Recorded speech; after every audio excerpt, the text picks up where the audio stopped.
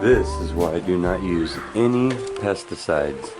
It's because pesticides kill indiscriminately, and they will wipe out your predators and all of the things that are protecting your plants, along with the things that are hurting your plants, and then you won't have anything left to protect your stuff. So here's my peach tree. And look just in this one peach tree. Look close.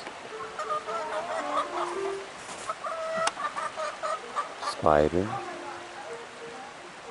And if you look in the background here, you can see little things flying through its branches. And when they land, I'll show you what they are. These are a little predatory beetle. You see how many of them there are on this tree? And they fly around and they land and they're combing the entire tree and they're looking. Oh, see, there's an ant. So the ant might be trying to actually farm aphids up on this tree. If any of these little carnivorous beetles spot that ant, they're going to eat them.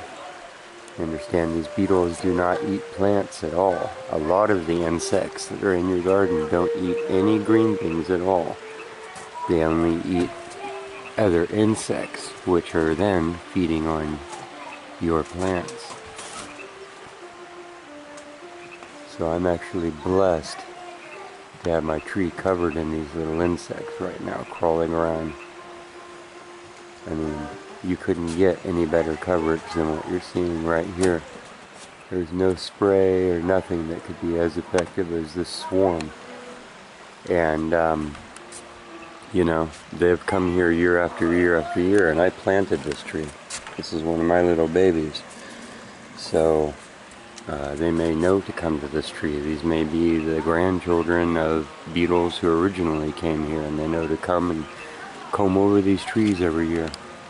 So if you break those cycles, you're breaking all kinds of patterns that you might not want to. And there'd be no way to kill off the few bad creatures without hurting these. And if you know anything about food chains, life cycles, and the animal pyramid, then you know that there's a whole bunch of prey, and then some predators that feed on them, and predators that feed on them. Less and less of each category, like a pyramid.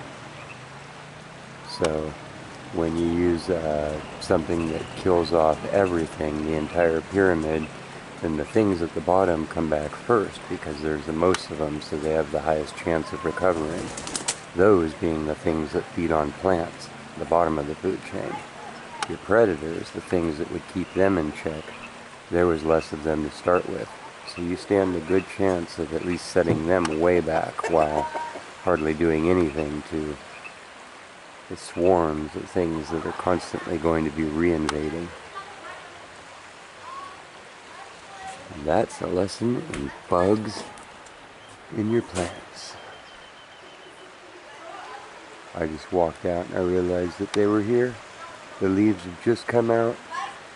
You can see all of my blooms they've lost their petals, they've set, the bees have been there, and now they're turning into peaches. And bees are here, right in time to check every leaf for me.